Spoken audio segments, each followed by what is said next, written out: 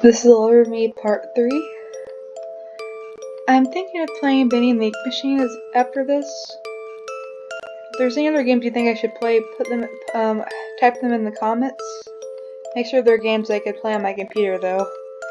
Also, I probably won't be able to upload videos for about 2 weeks, since I'm going to be visiting my brother. And I don't live with my brother, or near him. I wonder how he's doing. Oh well, I'm gonna start the game. I'm gonna get back with God. Right ahead, you think you see a faint glow. A lot of faint glows. Eyes, and from a distance, you see it. What is that? No, who is that? Panicking, you tried to back up, but the purple freak sealed you in. Your only option is to keep going forward. As you get closer, everything is heavier. The very air itself is so thick, it becomes hard to breathe. It smells like the sea, frozen to dirt and ice. It's dirty. Why is God's domain dirty? You feel like the closer you get, the worse it feels. Your head is spinning. I hate you, Silo. Although I'm a fan of your comic, though. You want to run, but you can't. He won't let you. I want to fight him. A group of eyes peer at you from ahead. It's silent, almost deafening. Shadows in every corner, glowing orbs that grew closer to your very being. Oh my, a lost and perfect soul. Yes, master, you must come and see this mortal. The fear that rages from this mortal.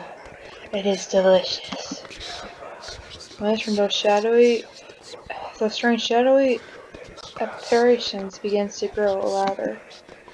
This one reeks of death, master. How delightful, a new morsel. She will serve master well. Yes, she will. Be silent. Okay, I'll be silent. Your heart nearly stops as a loud booming voice echoes throughout the cave. Dreary and heavy silence falls right after. Fearing for your life and running out of jokey comments, you stay frozen in place like a statue. Hey, yeah, I'm not gonna move after hearing that. Wisps of cyan energy swirl around your legs. You feel as if the nerves inside of your being are being manipulated, begging you to move closer and closer. Until you're face to face with this being. Now, who do we have here? I'm guessing that's the voice man used for God. I'm not sure what voice to use for him. No matter how much your feelings of self-preservation fought your legs to stop moving, no matter how much fear and adrenaline shot through your body, something compelled you to march forward. It was almost an alluring, tingly feeling.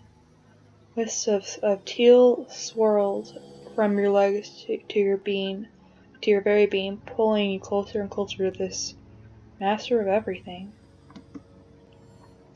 Remember the Legend Crackers episode where they briefly mentioned their religious rumor? Those who gazed upon the face of God went mad. But mad for what exactly? I think my sister's already gone mad from that. The beam was shorter than you had originally thought, towering at 5 feet and 5 inches. 6 feet and 5 inches tall, and appearing as a mass of grayish-silver fur. Cyan eyes lit his face up ever so slightly, save for the deep black slit of his pupil that seemed to pierce your very soul. Your thoughts are making too much noise, child. Not to mention, your free will appears to be quite high. Let me adjust it as such. Oh, no, please don't. What are you doing? A piece of your very soul seems to burn with an agonizing pain. The longer the beast stared at you, the more your body was trembling, his rich cyan aura pulling you closer before stopping you a small distance away from himself. A pathetic shut-in calling herself Luna Starlight seems to have nothing better to do than play a game with God. Funny thought the other pest called you Lydia. How did you know my name? I'm gonna pretend I don't know how God knew my name, but I guess it's because he's God.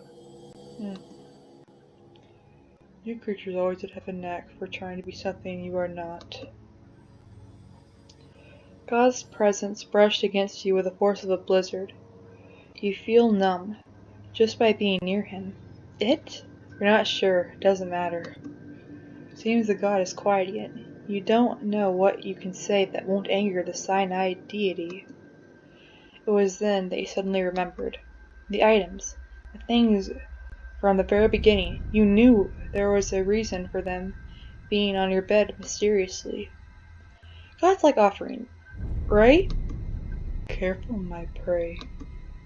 If you dare offer your God something of value, I may reject it. I am very, very peculiar. Right, he can hear your thoughts. Of course he can. He's God after all. Now you have to worry about his wrath again. So I want to get the true virtue ending. I'll give him the amulet. Take a deep breath and you pick the amulet. God's eyes are in surprise as you pull out the strange amulet that was on your bed. You barely have time to even give it to him before it's lifted from your hands. God inspects the amulet as if it made him look less cold. He looked less terrifying. Silo looks at you, then looks at the amulet. You don't know why, but you ask, Master? What is that? God doesn't look at you as he stares at the amulet. A gift worthy of your God. This is the only thing he says before he places the amulet in his hair. Wait, does he store things in his hair? Wait, why are you storing things in your hair? That's weird. I won't question God though. You have those creatures' eyes. The ghost in Easton I saw. I shouldn't have said that now, should I? The intimidated being scowled at your words. You feel a violent shock of energy course through your muscles, beckoning your body to fall to your knees before the higher being. You were shaking. Your chest tightened. Everything quivered. A fear response you couldn't control. Please don't kill me, Xylo. You just couldn't find the strength to rise. You dare compare your God to those disappointing worms? I bless them with my eyes. They are made in my image, but you are below them, the dirt surrounding them. How about I do all the living creatures a favor and clean it? I have eradicated entire settlements for lesser insults made by your kind, and I do not see a reason to keep you living longer. Oh man, God's going to kill you. God's going to murder you. That's what you thought, at least. This is a murder me, after all. That's what ran through your mind. You couldn't move or do much else. I'm sorry, I did not mean to speak out of line. No, I'm gonna simply say this.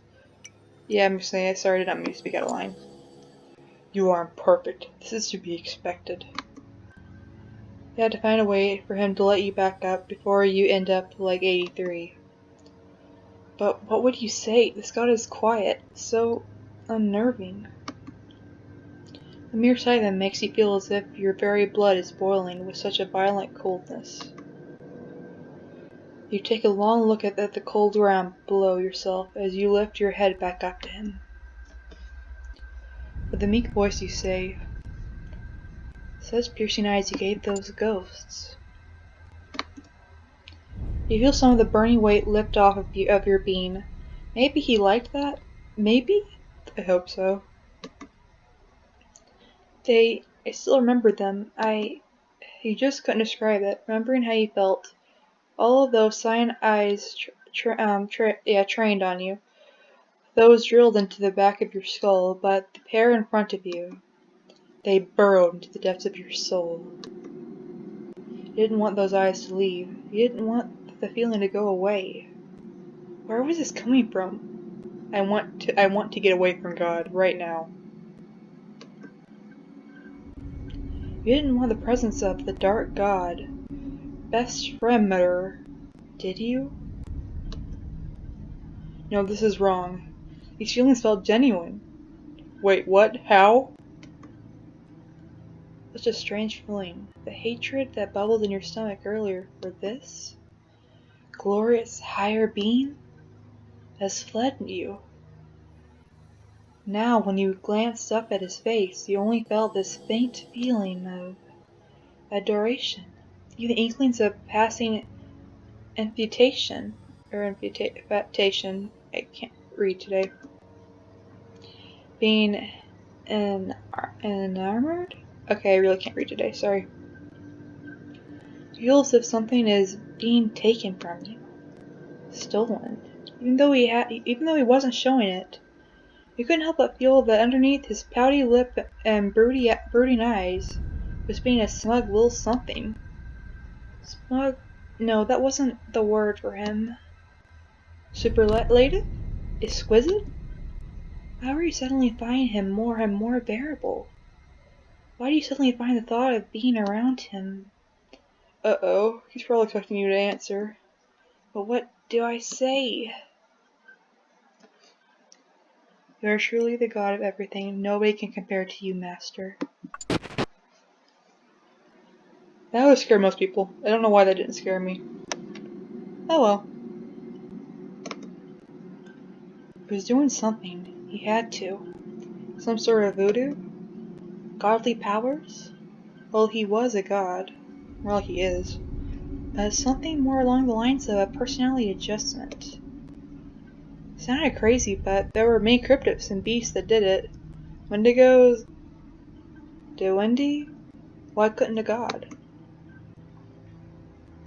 Felt a tight hold on your muscles loosen, almost as if you were no longer frozen in place.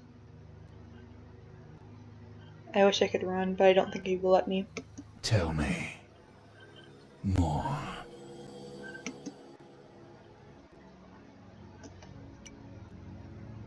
Trembling, you stumble over your words and say, My lord, without you I am nothing. That's what Starlight would say for certain. There was silence again, and the atmosphere in the room wasn't as weighted. Those eyes were cold and brooding, yet it felt no different at the same time. Those godly eyes admittedly were beyond beautiful, truly elegant. De Bonheur, stunning. I can't read today. Sorry if I mess up. Sorry if I messed up by reading. You wonder why such a breathtaking being was even on Mobius, to begin with. Wait, were you even on Mobius? His eyes bore into you, seeming to steal everything from your mind, almost as if he was feasting on your memories. I don't have many memories, to be honest, so I'm not sure if he can feast on my memories. I don't know why I laughed at that. Or said that. You digress, forcing your thoughts to quiet down. Master, those beings, those ghosts, do they have a name? They are my solace. Do well to remember their title. You nod at his demand before speaking up again. God, words fail to come to you the more you gaze upon him. He's quiet now. Perhaps you can start asking him things. Master, there was this book. Master? He raises a brow in curiosity as you speak up. There is a book I was reading. It had these strange symbols on it. There were pages that were torn out and part of the page was burned. Is there a reason for that? You, Lydia, assume that your god is responsible for the panic and outlash of that worthless city. Well, technically you are responsible for it, but I'm not going to say that. He puts it so matter-of-factly. No, I'm not assuming. The symbols in the book kept the same triangle shape that is carved into your cave walls. And the only page left in that book was labeled Youngest. Are you attempting to ask a question? or make a connection.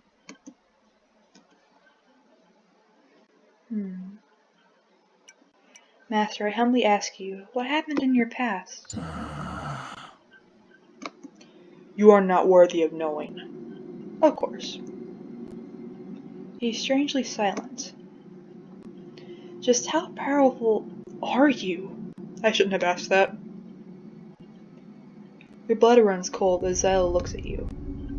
Are you aware of what I'm capable of, insect? Yes, I am. You stay silent. He stays still, silent, innocently staring into his bright pools of cyan eyes. Speak.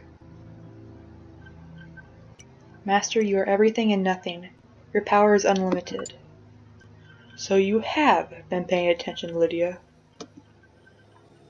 Suppose you have earned your right to witness my immeasurable abilities.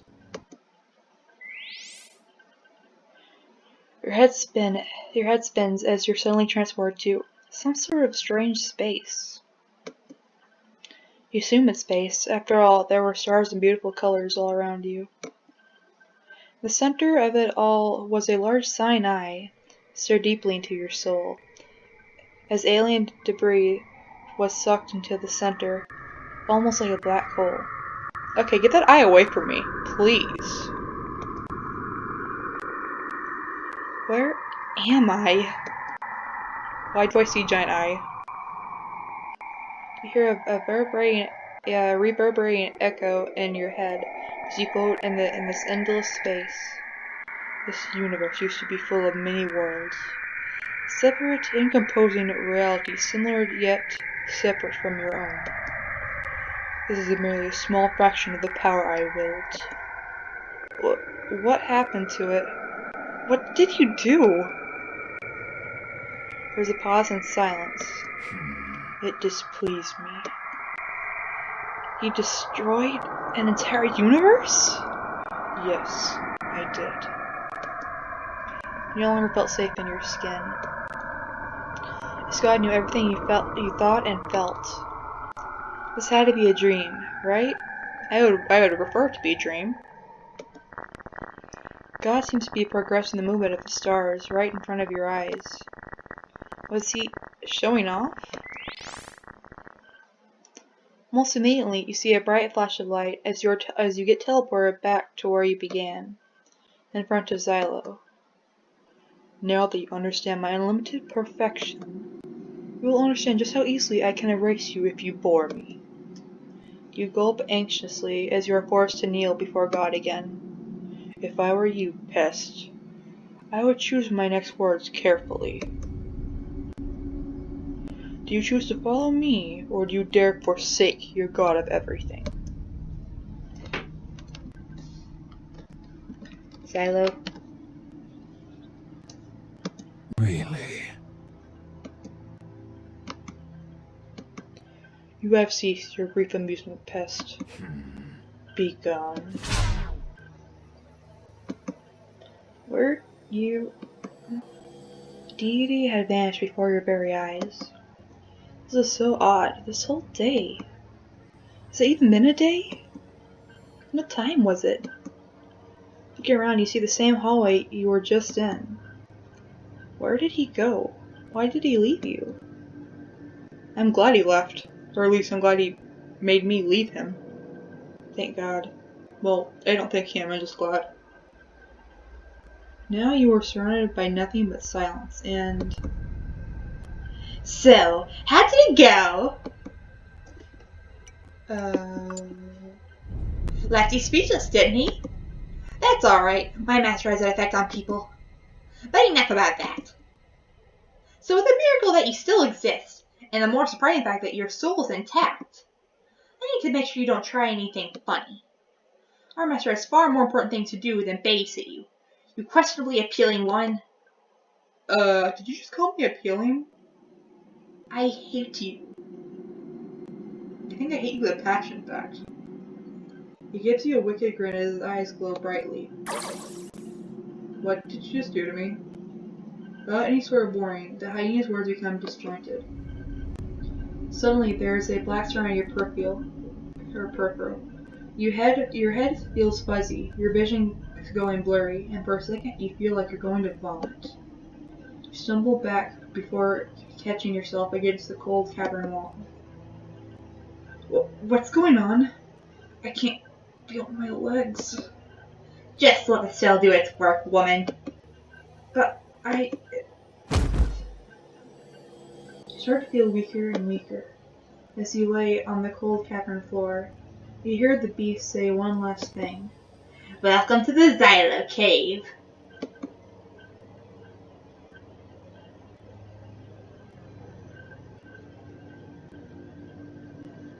As you open your eyes, you find a strangely familiar setting. Easton. I'm gonna stop right there. And of course God deleted all my other saves. Of course. Whatever. Hope you enjoyed the video.